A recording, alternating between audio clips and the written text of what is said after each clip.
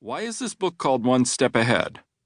We'll explore the research and the details in the chapters to come, but for now, I'll tell you that it's based on my simple observation that the best negotiators, the ones who manage to craft creative deals that achieve the ambitious targets they've set for themselves while leaving their counterparts happy and ready to bargain again in the future, dig deeper into every element of a negotiation, the alternatives, the social pressures, the interests, the biases, the drama, the emotions, the words, the numbers, than their counterparts do.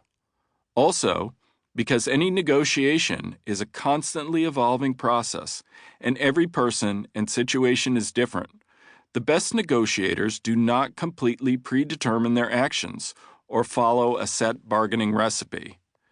Rather, they read their counterpart and react. They mold the situation to create the necessary pressures. They improvise.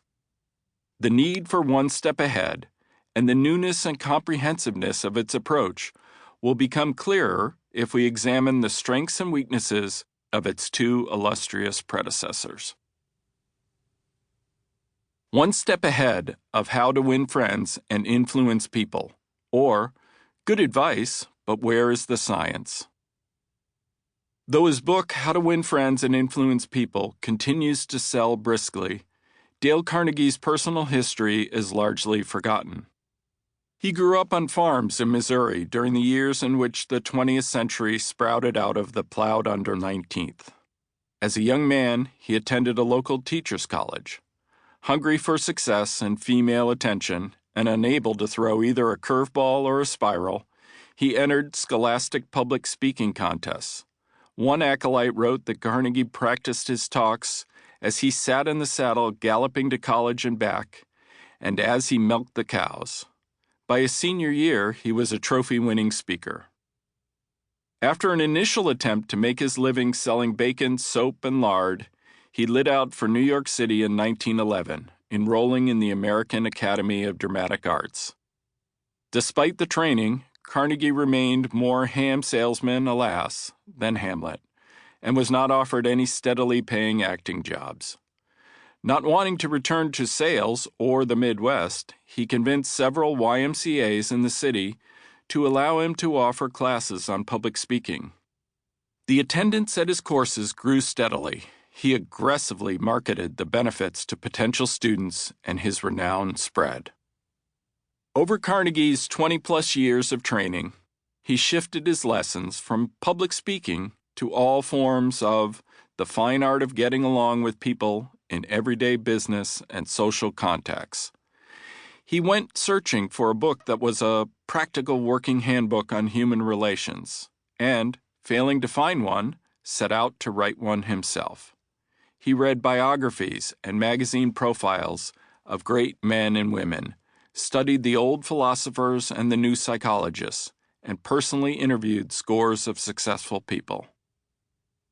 From all of these sources, Carnegie distilled a set of precepts that he encouraged attendees of his training sessions to apply out in the world, and then recount their successes to future classes. Some of Carnegie's principles were fine pieces of wisdom, and you will find echoes of them in the audiobook that follows. One of his 3 fundamental principles in handling counterparts was to arouse in the other person an eager want. To support the rule, become genuinely interested in other people, which is a necessary counterweight to our natural egoism, he cited a relevant statistic. The New York Telephone Company made a detailed study of telephone conversations to find out which word is the most frequently used.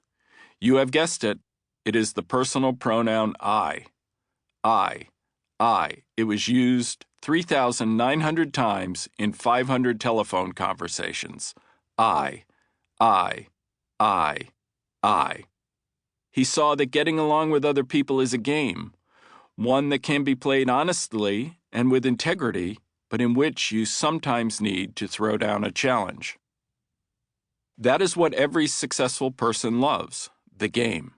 The chance for self-expression, the chance to prove his or her worth, to excel, to win. That is what makes foot races and